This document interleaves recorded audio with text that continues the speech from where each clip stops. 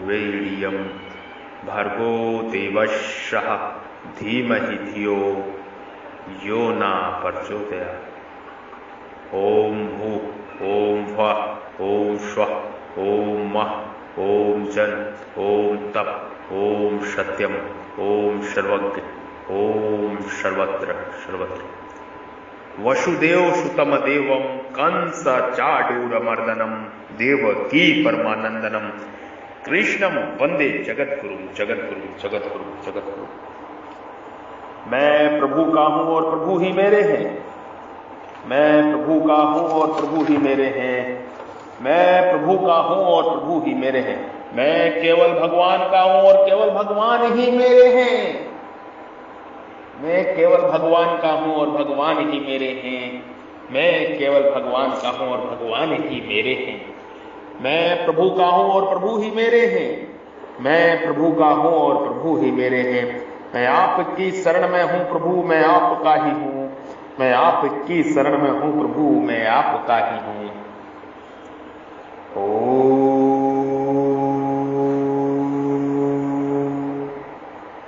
वसुदेव सुतम देवम कंस चाडूरमर्दनम देवकी परमानंदनम कृष्णम वंदे जगद्गुरु जगद्गुरु जगद्गुरु। सतचित आनंदमय चिन्मय सच्चिदानंदन प्रभु की जय हो जय हो जय हो जय हो। अप्रकाशो अप्रवरस्त चाह प्रमादो मोहयो चाह तमस्य योतानि जयन्ते विरुद्धे कुरुनंदनम। हे कुरुनंदन, तमोगुण के बढ़ने पर अप्रकाश अप्रवृत्ति तथा प्रमाद और मोह ये वृत्तियां भी पैदा होती हैं। अप्रकाश सत्य गुण की प्रकाश स्वच्छता वृत्ति को दबाकर जब तमोगुण बढ़ जाता है तब इंद्रिया और अंतकरण में स्वच्छता नहीं रहती। इंद्रिया और अंतकरण में जो समझने की शक्ति है वह तमोगुण के बढ़ने पर लुप्त हो जाती है। अर्थात पहली बात तो याद रहती नहीं और नया विवेक पैदा होता नहीं। इस वृत्ति को यहाँ अप्रकाश कहकर इसका सत्य गुण की वृत्ति प्रकाश के साथ विरोध बताया गया है। अप्रवृत्ति रजोगुण की वृत्ति प्रवृत्तियों को दबाकर जब तमोगुण बढ़ जाता है तब कार्य करने का मन नहीं करता, निरर्थक बैठे रहने अथवा पड़े रहने का मन करता है। आवश्यक कार्य को करने की भी रुचि नहीं होती। यह सब अप्रवृत्ति वृत्ति का काम है। प्रमाद ना करने लायक काम में लग जाना और करने लायक काम को न करना तथा जिन कर्मों को करने से न परमार्थिक उन्नति होती है, न सांसारिक उन्नति होती है, न समाज का कोई काम होता है और जो शरीर के लिए भी आवश्यक नहीं है, ऐसे बीड़ी सिगरेट ताश चौपड़ खेल तमाशे आदि कार्यों में लग जाना प्रमाद वृत्ति का काम है। मोह तमोगुण बढ़ने पर जब मोह वृत्ति आ जाती है तब भीतर के विवेक विरोधी भाव पैदा होने लगते हैं। क्रिया के करने और ना करने में विवेक काम नहीं करता, प्रत्युत मूढ़ता छाई रहती है जिससे परमार्थिक और व्यवहारिक काम करने की सामर्थ्य नहीं रहती। एवं इस पद से अधिक निद्रा लेना, अपने जीवन का समय निरर्थक नष्ट करना, धन निरर्थक नष्ट करना आदि जितने भी निरर्थक कार्य हैं उन सबको लेना चाहिए। तमस्य योतानि जयन्ते बड़े बड़े कुरुनंदनम, ये सब बड़े हुए तमोगुण के लक्षण है। अर्थात जब ये अप्रकाश अप्रवृत्ति आदि दिखाई दे तब समझना चाहिए कि सत्वगुण और रजोगुण दबाकर तमोगुण बढ़ रहा है। सत्व रज और तम ये तीनों ही गुण सूक्ष्म होने से अतीन्द्रिय है, अर्थात इंद्रियों और अंतकरण के विषय नहीं है। इसलिए ये तीनों गुण साक्षात दिखने में नहीं आते, इनके स्वरूप का साक्षात ज्ञान नहीं होता। इन गुणों का ज्ञान इनकी पहचान तो वृत्तियों से ही होती है, इनकी पहचान तो वृत्तियों से ही होती है, क्योंकि वृत्तियां स्थूल होने से वे इंद्रिया और अंतकरण विषय हो जाती है। इसलिए भगवान 11वें, 12वें और 13वें श्लोक में क्रमश तीनों गुणों की वृत्तियों का ही वर्णन किया है, जिससे अतीन्द्रिय गुणों की पहचान हो जाए और साधक सावधानी पूर्वक रजोगुण तमोगुण त्याग करके सत्य गुण की वृद्धि कर सके। सत्य, रज और तम तीनों गुणों की वृत्तियां स्वाभाविक ही उत्पन्न और तथा काम अधिक होती रहती है। ये सभी परिवर्तनशील है। साधक अपने जीवन में इन वृत्तियों के परिवर्तन का अनुभव भी करता है। इससे सिद्ध होता है कि तीनों गुणों की वृत्तियां बदलने वाली हैं और इनके परिवर्तन को जानने वाली पुरुषों में कभी कोई परिवर्तन नहीं होता। तीनों गुणों की वृत्तियां दृश्य हैं और पुरुष इनको देखने वाला होने से दृष्टा है। दृष्टा दृश्य से सर्वथा भिन्न होता है, यह नियम है। दृश्य की तरफ दृष्टि होने से ही दृष्टा संज्ञा होती है। दृश्य पर दृष्टि न रहने पर दृष्टा संज्ञा रहित रहता है। भूल यह होती है कि दृश्य को अपने में आरोपित करके वह मैं कामी हूं, मैं क्रोधी हूं आदि मान लेता है। काम, क्रोध आदि विकारों से संबंध जोड़कर उन्हें अपने में मान लेना, उन विकारों को निमंत्रण देना और उनके स्थायी बनना मनुष्य भूल से क्रोध आने के समय क्रोध को उचित समझता है और कहता है कि यह तो सभी को आता है और अन्य समय मेरा क्रोधी स्वभाव है, ऐसा भाव रखता है। इस प्रकार मैं क्रोधी हूं ऐसा मान लेने पर वह क्रोध अहंता में बैठ जाता है। फिर क्रोध रूप विकार से छूटना कठिन हो जाता है। यही कारण है कि साधक प्रत्यान करने पर भी क्रोध आदि विकारों से दूर नहीं कर पाता और उनसे अपनी हार मान लेता है। काम, क्रोध आदि विकारों को दूर करने का मुख्य और सुगम उपाय यह है कि साधक इनको अपने में कभी माने ही नहीं। वास्तव में विकार निरंतर नहीं रहते, प्रकृति विकार रहित अवस्था निरंतर रहती है। कारण कि विकार तो आते और जाते चले जाते हैं, पर स्वयं निरंतर निर्विकार रहता है। क्रोध आदि विकार भी अपने में नहीं प्रकृत मन बुद्धि में आते हैं, परंतु साधक मन बुद्धि से मिलकर उन विकारों को भूल से अपने में मान लेता है। अगर वह विकारों को अपने में ना माने तो उनके मना हुआ संबंध मिट जाता है, फिर विकारों को दूर करना नहीं पड़ता, प्रत्युत वे अपने आप दूर हो जाते हैं। जैसे क्रोध के आने पर साधक ऐसा विचार करे कि मैं तो वही हूं, मैं तो वही हूं, मैं आने जाने वाला क्रोध से कभी मिल सकता ही नहीं, ऐसा विचार दृढ़ होने पर क्रोध का वेग कम हो जाएगा और वह पहले की अपेक्षा कम बार आएगा, फिर अंत में वह सर्वथा दूर हो जाएगा। भगवान प्रोक्त 3 श्लोकों में क्रमश सत्वगुण, रजोगुण और तमोगुण वृद्धि के लक्षणों का वर्णन करके साधक को सावधान करते हैं कि गुणों के साथ अपना संबंध मानने से ही गुणों में होने वाली वृत्तियां उसको अपने में प्रतीत होती है। वास्तव में साधक का इनके साथ किस मात्र भी संबंध नहीं है। गुण एवं गुणों की वृत्तियां प्रकृति का कार्य होने से परिवर्तनशील है और स्वयं पुरुष परमात्मा अंश होने से, स्वयं पुरुष परमात्मा का अंश होने से अपरिवर्तनशील है। प्रकृति और पुरुष दोनों विजातीय है। बदलने वाले के साथ ना बदलने वाले का एकात्म भाव हो ही कैसे सकता है। इस वास्तविकता की तरफ दृष्टि रखने से तमोगुण और रजोगुण दब जाते हैं तथा साधक में सत्वगुण की वृद्धि स्वतः हो जाती है। सत्वगुण में भोग बुद्धि होने से अर्थात उससे होने वाले सुख राग होने से वह सत्वगुण भी गुणातीत होने में बाधा उत्पन्न कर देता है। अतः साधक को सत्वगुण से उत्पन्न सुख का भी उपयोग नहीं करना चाहिए। सात्विक सुख का भोग करना रजोगुण अंश है। रजोगुण का राग बढ़ने पर राग में बाधा देने वाले प्रति क्रोध पैदा होकर सम्मोह हो जाता है।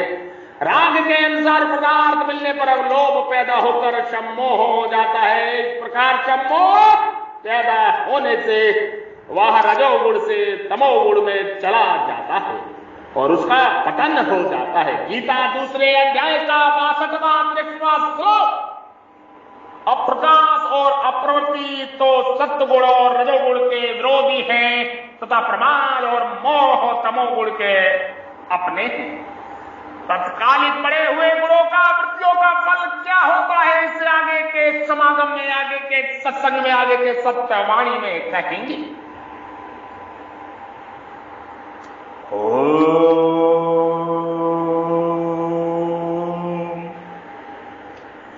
यदा सत्वे प्रवर्तेतु प्रलयति देहभूता तदोतामदि मदवीरा मविदाम लोक निर्मल प्रदीपधते। जिस समय सत्वगुण बड़ा हो उस समय यदि देहधारी मनुष्य मर जाता है तो वह उत्तमोता निर्मल लोकों में जाता है।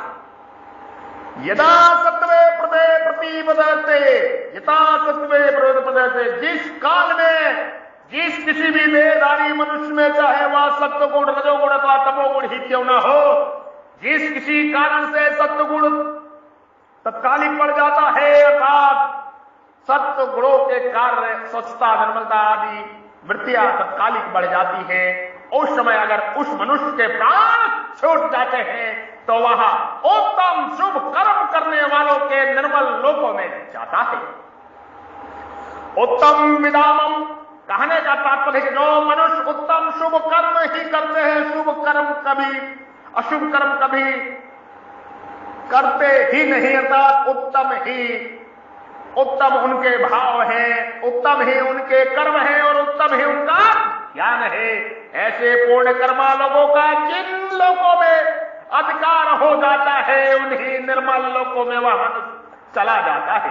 जिसका शरीर सत्वगुण पड़ने पर छूटा है, तात्पर्य है कि उम्र भर शुभ कर्म करने वालों को जिन ऊंचे ऊंचे लोगों की प्राप्ति होती है उन्हीं लोकों में तत्कालिक बड़े हुए सत्वगुण वृत्ति में प्राण छूटने में जाता है। सत्वगुण की वृत्ति में शरीर छोड़ने वाले मनुष्य गुणात्माओं के प्रत्यय ऊंचे लोकों में जाते हैं।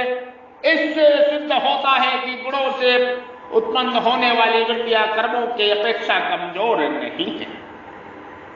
अतः सात्विक वृत्ति भी पुण्य कर्मों के समान ही श्रेष्ठ है। इस दृष्टि से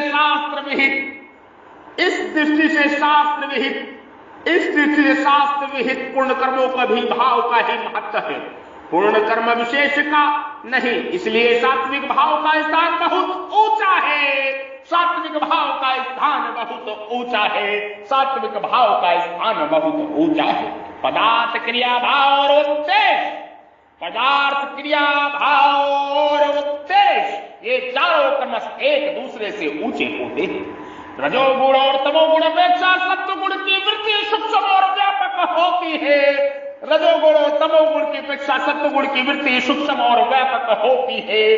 लोक में भी स्थूल की अपेक्षा सूक्ष्म आहार कम होता है।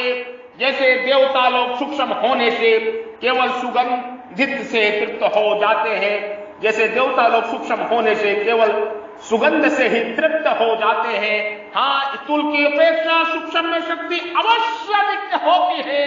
यही कारण है कि सूक्ष्म भाव की प्रधानता अंत समय में सत्वगुण की वृद्धि मनुष्य को ऊंचे लोक में ले जाती है।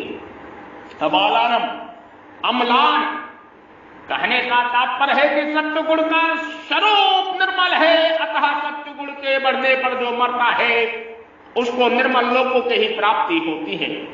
यहाँ यह शंका होती जो उम्र भर शुभ कर्म करने वाले जिन लोगों की प्राप्ति होती है उन लोगों में सत्वगुण वृत्ति बढ़ने पर मरने वाला कैसे चला जाएगा। भगवान की यह एक विशेष छूट है, परमात्मा की, प्रभु की, परमेश्वर की, ईश्वर की यह एक विशेष छूट है कि अंत काल में मनुष्य की जैसी मति होती है वैसी ही उसकी गति होती है। अंत काल में मनुष्य की जैसी मति होती है वैसी ही उसकी गति होती है। गीता 8वें अध्याय का 6वां श्लोक। अतः सत्वगुण की वृत्ति के बढ़ने पर शरीर छोड़ने करने वाला मनुष्य उत्तम लोकों में चला जाए, इससे शंका की कोई बात नहीं है। तदोत्तमा विदा लोकानामलानः तदोमत्त विदाम लोकानामलानः। विवेकवान पुरुष उत्तमेता यदि सत्वगुण को अपना मानकर उसमें रमण न करे तो भगवान की सम्मुखता रहे, तो सात्विक मनुष्य सत्वगुण भी असंग गुणातीत होकर भगवान के परम धाम चला जाएगा। अन्यथा सत्वगुण का संबंध रहने पर ब्रह्मलोक तक ऊंचे लोकों को चला जाएगा। अम्लान ब्रह्मलोक तक के लोकों में दो सापेक्ष निर्मलता है, पर भगवान परम धाम निरपेक्ष निर्मलता है। ब्रह्मलोक तक के लोकों में तो सापेक्ष निर्मलता है, पर भगवान के परम धाम में निरपेक्ष निर्मलता है। भगवान के परम धाम में निरपेक्ष निर्मलता है। विवेकवान पुरुष उत्तम वेता है, यदि सत्य गुण को अपना मानकर उसमें रमण न करे तो भगवान की सम्मुखता रहे, तो सात्विक मनुष्य सत्वगुण से ही असंग गुणातीत होकर भगवान के परम धाम चला जाएगा। अन्यथा सत्वगुण का संबंध रहने पर ब्रह्मलोक तक के ऊंचे लोकों को चला जाएगा। अम्लान ब्रह्मलोक तक के लोकों में तो सापेक्ष निर्मलता है, पर भगवान के परम धाम में निरपेक्ष निर्मलता है।